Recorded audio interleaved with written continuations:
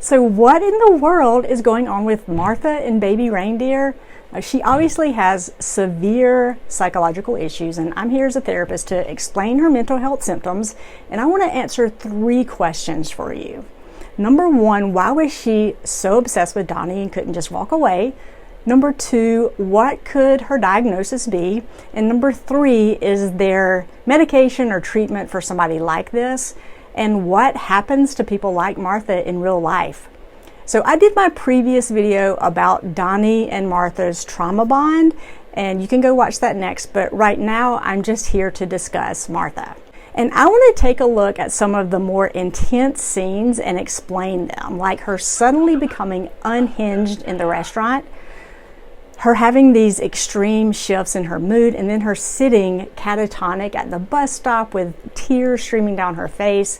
Then there's the photoshopped pictures, the misspelled text messages, and her even adding "sent from my iPhone" at the end of her emails when Donnie has never even seen her with an iPhone. And how can somebody go to school as a lawyer and then end up here, lost? So there's so many questions. And I'm going to take a chance at diagnosing her, but I'm very aware that I don't have all the information I would need about the real life Martha to give an accurate diagnosis. So this is just speculation. I'm just going by the information that I have from the series, which is limited. And I would love to hear your thoughts on this if you're a mental health provider or you just enjoy nerding out on this sort of thing like I do. Now, I could be missing something. I have worked with people like Martha in real life in my 22 years as a therapist. I have definitely seen some of these behaviors played out right in front of me, and it actually can get worse, believe it or not. I've seen worse. I also want everybody to be aware that all mental health disorders present on a spectrum. They can be mild, moderate, or severe. For instance, somebody can have depression that is mild, and somebody can have depression that is severe. So when I talk about her having a certain disorder, it doesn't mean that everyone with this disorder will present with such severe behaviors. And we don't want to stigmatize people who are struggling with a certain diagnosis. Now, the driving force behind Martha's behavior is delusions or false belief combined with emotional dysregulation. So some people can have delusions without emotional dysregulation, but she has both. So when it comes to the delusional piece of this and her being obsessed with Donnie, this sounds like it's probably what we called erotomania. So let's take a look at what erotomania is. Erotomania is a type of delusional disorder where the person affected believes that somebody else, often a person of higher status or a public figure, is in love with them. So this belief persists despite clear evidence to the contrary, and it's not based on any real interaction or relationship that might justify this conviction. I have a sneaky feeling you might be the death of me. In erotomania, the person goes to great lengths to contact the object of their affection through letters, messages, gifts, or even stalking. So does this sound familiar? And in her mind, there is an imaginary romance, and this does cause significant distress or impairment to the person who has this disorder. Now, we can all see that the type of stalking that Martha has isn't just your typical stalking, right? So she's not just peeping out from behind a car or doing drive-bys. Gadd says she sent him over 40,000 emails in the course of about 3 to 4 years, 744 tweets, 106 pages of letters, and over 350 hours of voicemails. And she truly believes that Donnie has feelings for her. She obsessively stalked him outside of the home, the workplace, and on stage and comedy clubs, even going as far as harassing his loved ones, including his parents and a woman that he started dating. And this is not the first time she stalked someone. We know that she is a convicted stalker, so she is very mentally unstable. So the erotomania does explain the obsessive stalking, but what explains her shifts in mood? The erratic behavior, her blank stare at the bus stop. Now, with these symptoms in mind, I strongly feel like Martha could also have bipolar 1 disorder, possibly with additional psychotic features, which is a diagnosis. Now, I want to stress again that not every person with bipolar disorder has symptoms this severe. Her symptoms are very severe, but a lot of people can have more mild forms of bipolar, and I don't want to stigmatize anybody with bipolar disorder. So let me explain bipolar disorder. With bipolar disorder, we see a cycle of manic episodes combined with periods of depression.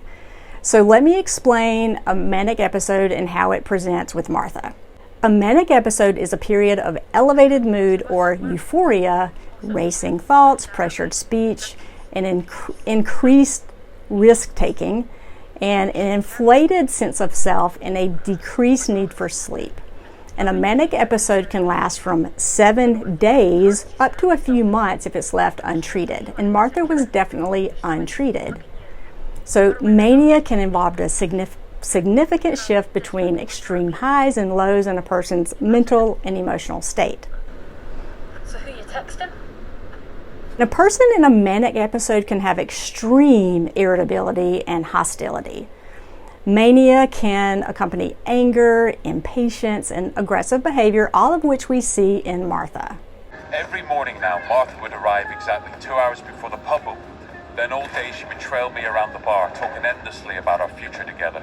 Thought long and hard about it, and my answer's yes. And can I say this actress did an amazing job of playing out someone in a manic episode.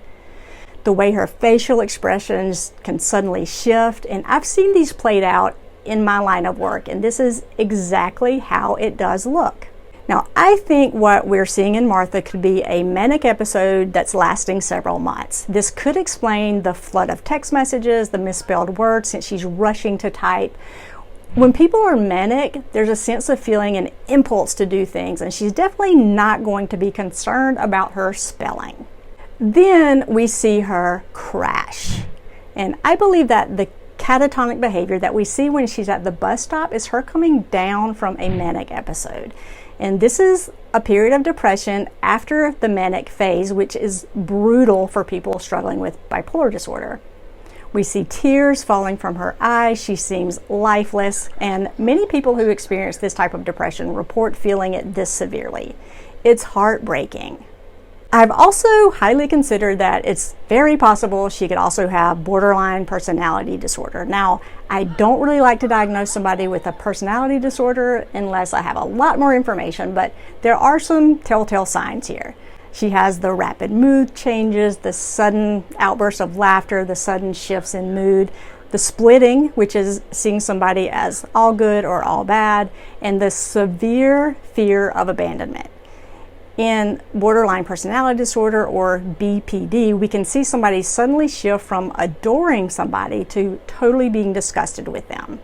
Now, some reasons why I don't think BPD fits is because I don't see her having any self-harming behavior or any suicidal ideation or suicide attempts. Now, I completely understand that I don't have all the information on Martha, so it's hard to get a full grasp on all of her symptoms. She could have had self-harming behaviors previously, it just wasn't part of the show.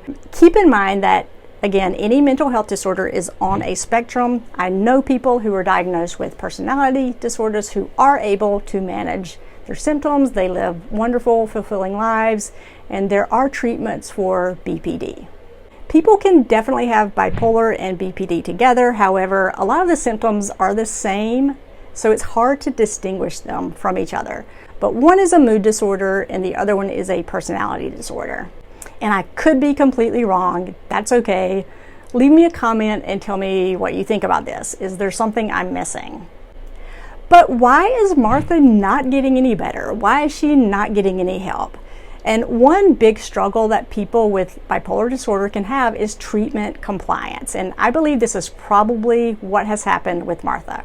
What this means is that there are definitely treatments for bipolar disorder. There are medications, there are therapies we use for this. However, a lot of people with this disorder do not like the side effects of the medication and actually enjoy having these manic episodes. A manic episode feels good. A lot of people with bipolar disorder enjoy this feeling of the manic episode, so it's hard to get people to stay on their medications to stay stable.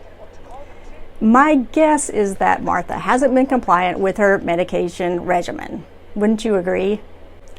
So how does somebody like Martha end up with this life? Well, it's really complicated. It's very likely that she had parents who neglected her and were not able to connect with her and meet her needs as a child. In her voicemail in the end of the series, she references a lot of violence in her home as a child, which is why she used her baby reindeer for comfort. About my childhood. I'd hug it. When they fought. And they fought a lot, you know? And many psychiatric disorders arise from a combination of genetics plus environmental factors. It's very possible that one of her parents or a grandparent had bipolar disorder and she inherited this from them. And I believe that she's been struggling with this for a really long time, and she now lives on whatever government support she can get in the UK. She probably lives in government-supported housing. In the US, she'd probably get what we call disability benefits, which unfortunately is barely enough for people to live on, but it's something. Now, here's the one thing I am not sure about. I don't really think she went to law school. I think this is a piece of the show that was changed in order to keep her identity under wraps. I don't think they would give that much detail away about her personal life in the movie. She might have been some other professional though. What do you think? Or this identity could have been part of her delusion. Well, this part I'm really unsure about. Richard Gadd has compassion for Martha. We can see him talking about her in some clips in interviews. He states that he feels she is a victim and he doesn't want people to try to find her true identity, which people have already been trying to do. I've seen some of these threads on Reddit, so please don't do that. She is most definitely a person who needs help. If you're like me, you can feel empathy for her while at the same time knowing wholeheartedly that her behaviors are very disturbing and she is very dangerous. Now, ideally, she would be getting treatment from a team of providers. She would be on medication, she'd have home visits from a social worker, she'd be in group therapy weekly, but unfortunately, we don't prioritize mental health treatment, and people like Martha fall through the cracks all the time.